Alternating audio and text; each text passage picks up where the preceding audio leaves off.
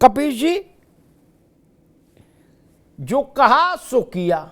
कहा था भाई मध्य प्रदेश में आपने हमारे घर पूरी भेजी, हम इस पे गुना और लड्डू रख के भेजेंगे वापस, उत्तर प्रदेश आओ। तो समाजवादी पार्टी ने लाइन खींच दी कि भाई या तो हम 80 पे लड़ेंगे आप सब लोग, अगर बात नहीं बनी, और नहीं तो 15 छोड़ेंगे। 15 में जयंत चौधरी, राहुल गांधी, कृष्णा पटेल सब लोग मिल बैठ के तय कर लो कौन कितनी सीट पे लड़ेगा। कबीर जी, ये स्थिति हुई जी। सबसे पहली चीज तो ये है कि हम कोई बदला नहीं ले रहे, ना बदला का कोई कार्रवाई कर रहे। हम लोग टीम इंडिया के हिस्सा हैं और टीम इंडिया तभी मजबूत होगी जब उसके प्लेयर्स बराबर से अपने लाइन ऑफ ऑर्डर की तरीके से, और इसमें कहीं दो राय थे कि उत्तर प्रदेश में ओपनर बैट्समैन तो समाजवादी पार्टी, और अभी विधानसभा के पूर्व विधानसभा का चुनाव हुआ, उसमें जो वोट का प्रतिशत है और जो सीटें हैं वो सबके सामने है। वो आपके भी सामने, हमारे भी सामने, जनता के भी सामने। और सबसे बड़ी चीज तो हमको तो बिहार में जो पूर्व में हुए चुनाव है उससे सोचना चाहिए कि अगर ज्यादा सीट आप किसी ऐसे एलायंस को देते हैं जिसके वोट प्रतिशत कम है तो वहां पे आपकी टीम को चोट लगेगी। यहां हमको टीम इंडिया को जिताना है। जो हमें उत्तर प्रदेश के अंदर भूमिका दी गई है निभाने के लिए, उसे हम बहुत मजबूती से निभाने जा रहे हैं, और जो हमारे प्लेयर्स हैं वो भी बहुत ही अच्छा खेलेंगे, ये मैं आपको वादे के साथ कह सकता हूं, क्योंकि जो हमारा पूर्व में स्कोर है वो भी आपके सामने है।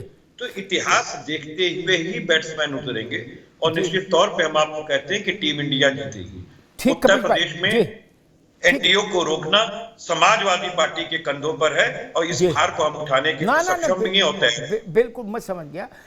आपने इतना भार अपने कंधों पे ले लिया कि कांग्रेस के पास तो झोला भी नहीं बचा,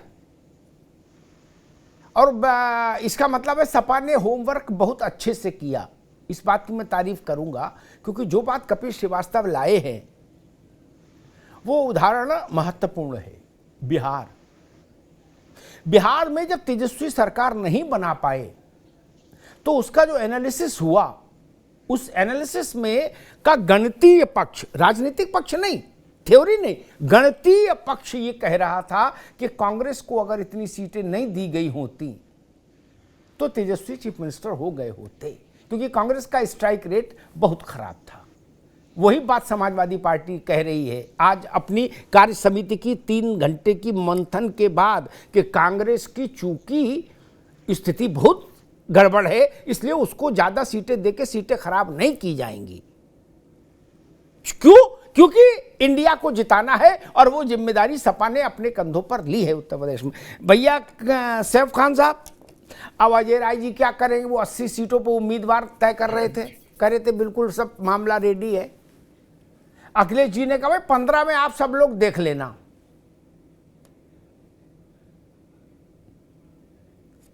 देखिए अमिताभ जी, सबसे पहले तो मैं इस चीज को वो क्लियर करता हूं कि अभी जो इंडिया गठबंधन की बात हो रही है, बहुत अच्छी बात है, जाहिर सी बात है, ये इसमें कोई दो राय नहीं है कि वोट शेयर जो है इंडिया गठबंधन की अगर बात करें तो एनडीए भारतीय जनता पार्टी से ज्यादा है। इसमें कोई दो राय नहीं कि अगर हम साथ में मिलकर लड़ते हैं और साथ में मिलकर कंटेस्ट करते हैं तो इंडिया का गठबंधन जो है वो भारतीय जनता पार्टी पे कई गुना ज्यादा भारी है।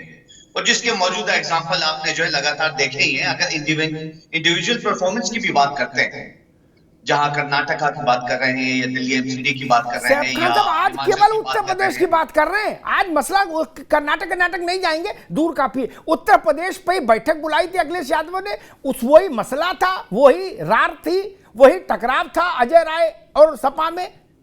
दोनों 80-80 सीट पर तैयारी किए थे। अखिलेश यादव ने एक लाइन तय कर दी कि 65 हम लड़ेंगे, 15 में बाकी सब लड़ेंगे। आज इस पे चर्चा है। Karnataka, Jammu Kashmir, Holland, Poland, Israel बाद में। जी ठीक है, मगर आपने जब बुलाया है तो मैं अपना पूरा मौका चाहूंगा अपनी जी पूरी बात रखने का। जी यूके इंडियन नेशनल कांग्रेस की जहां आप बात कर रहे हैं, वहां पे मैं मौजूदा एग्जांपल आपको बता रहा हूं, अभी रिसेंट इलेक्शंस की जो है, जहां लद्दाख और कारगिल में भी जो है फुल बहुमत जो है कांग्रेस को दी गई। तो हम एक इंडिपेंडेंट पार्टी हिसाब और इलेक्शंस लड़ना चाहते हैं, हमारी तैयारी पूरी 80 सीटों पे रहेगी। ये रहा आपका पहला जवाब। दूसरी बात है, अगर इंडिया गठबंधन की जहां बात कर रहे हैं हमारे भाई सपा के जो है कि इंडिया गठबंधन को मजबूत करना है, तो इंडिया गठबंधन का क्या मतलब होता है कि क्या आप जाके मध्य प्रदेश में पहले जो है सीटें डिक्लेयर कर देते हैं, उसके बाद जो है 33 अपने कैंडिडेट्स खड़ा कर देते हैं, उसके बाद जो है लोकसभा के लिए क्योंकि इंडिया गठबंधन की तरफ से तो ये जवाब नहीं है, उसके बाद जो है सपा अपने बैनर के अंदर जो है ये डिक्लेयर कर देती है कि हम तो सब जो है 65 सीटों पे कंटेस्ट कर रहे हैं। गठबंधन का मतलब ये होता है कि साथ सब जब जो है इंडिया अलाइंस के अंदर जो है तब सीट शेयरिंग करके तब साथ में डिक्लेरेशन किया है। ऐसा कुछ भी जो है नजर नहीं आया और बहुत अफसोस की बात है कि इंडिया गठबंधन का अगर आप हवाला देते हैं तो उस हवाले को जो है मजबूत करके चलना चाहिए। जो है आपने पहले ही डिक्लेरेशन कर दी ठीक है सर, मैं समझ गया कि फांस कहाँ पर है, समझ गया। लेकिन मैं पीयूष मिश्रा के पास आऊँगा, फिर प्रशांत पटेल के पास आऊँगा। लेकिन समाजवादी पार्टी का तर्क भी बुद्धिमत्ता की धरातल पर ठीक ठाक खड़ा होता है कि बिहार का जला यूपी में तो भाई छाछ भी फूंक फूंक के पिएगा।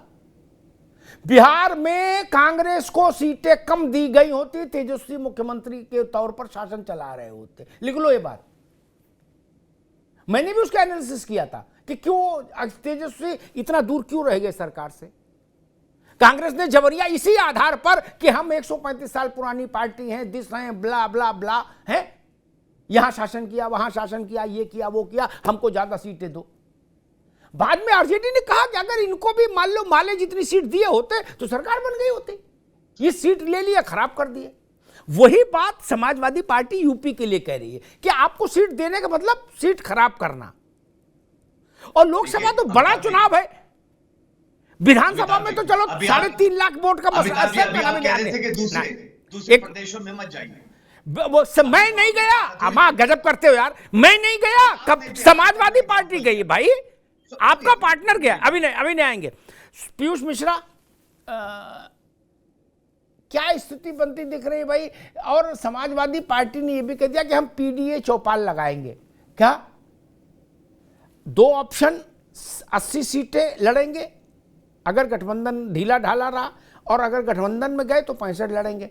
ये तस्वीर तो साफ हो गई। अब आपको क्या दिखाई दे रहा है? अब इसके आगे आज और राजभर जी कह रहे थे कि मैं उनको कहीं सुन रहा था, वो कह रहे थे कि अखिलेश यादव भी नरेंद्र मोदी को प्रधानमंत्री बनाना चाहते हैं। अंदर की बात है, ये अंदर की बात कहां से लाए वो?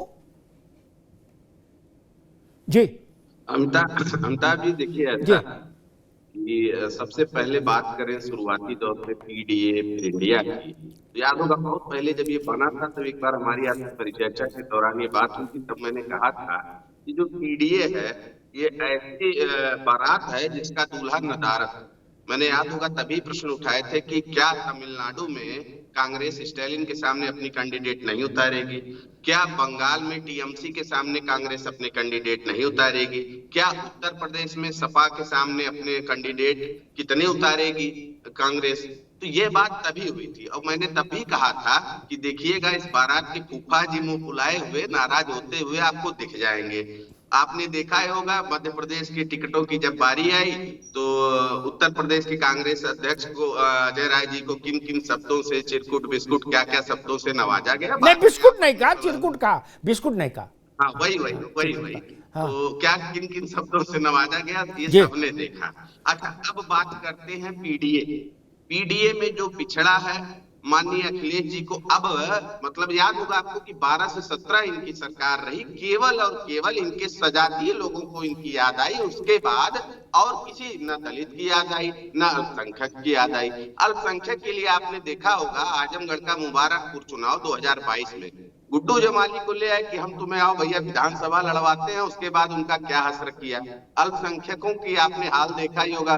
और सबसे मजेदार बात कि आज माननीय आजम खान जी सजा याफ्ता होकर जेल में हैं और आज उनको समाजवादी पार्टी स्टार प्रचारक बना रही है। तो ये अल्पसंख्यकों के साथ कैसा दोहरा रवैया, दोहरा चरित्र अपनाते हैं, यह सबको दिखाई पड़ रहा है। ठीक भाई, एक मिनट पीयूष बाबू, एक मिनट, एक मिनट, अरे ये सब बात हो गई, एक लाइन का प्रश्न है, उसका उत्तर दे दीजिए, फिर मैं प्रशांत जी के पास जाऊं कि ओम प्रकाश राजभर ने कहा कि अंदर की बात यह है कि अखिलेश यादव भी मोदी को प्रधानमंत्री बनाना चाहते हैं तीसरी बार। ये इसका मतलब क्या, ये क्या खेला है? एग्जाम्पल जी, याद होगा अखिलेश जी जब मुख्यमंत्री बने तो ये एमएलसी होकर मुख्यमंत्री बने थे। एमएलसी की उम्र तय सीमा कितनी होती है आपको अच्छे से पता होगा। इन्होंने 29 साल की एक कोल समुदाय महिला का नामांकन कराया कि तुम नामांकन करो और एमएलसी बनो, याद होगा आपको अच्छे से। और उसका परिणाम क्या हुआ? जब इनको उम्र की सीमा ही नहीं पता तो इन्होंने बैक हैंड से तो ये भाजपा को सपोर्ट कर रहे थे कि मैं 29 साल की महिला, कोल महिला का मैं पर्चा दाखिला करा रहा हूँ, 30 साल उम्र होती है, ये खारिज हो जाएगी और आपका कैंडिडेट जो है एमएलसी बन जाएगा। तो ये एक छोटा सा एग्जाम्पल है। इसी प्रकार से कई एग्जाम्पल ऐसे हैं कि माननीय मैं समझ गया, मैं समझ गया। तब फिर तो लड़ाई क्या, फिर काय को लड़ाई कर रहे हो? फिर तो लड्डू खिलाओ कपिल सिंह को, आपस में गले मिलो। और याद होगा 2017 में जो कांग्रेस पे सब दोषारोपण कर रहे हैं, 2017 में भी 2 लड़कों की जोड़ी निकली थी। उसके बाद उसका रिजल्ट क्या रहा आपने देखा? कैसा मूड फुटौल शुरू हो गया कि कांग्रेस को 100 सीटें दी, इसीलिए सपा की सरकार नहीं आई। अरे जब अपने में दोष है, अपने को देखना चाहिए। ठीक है ठीक है ठीक। एक लाइन और ना बाद में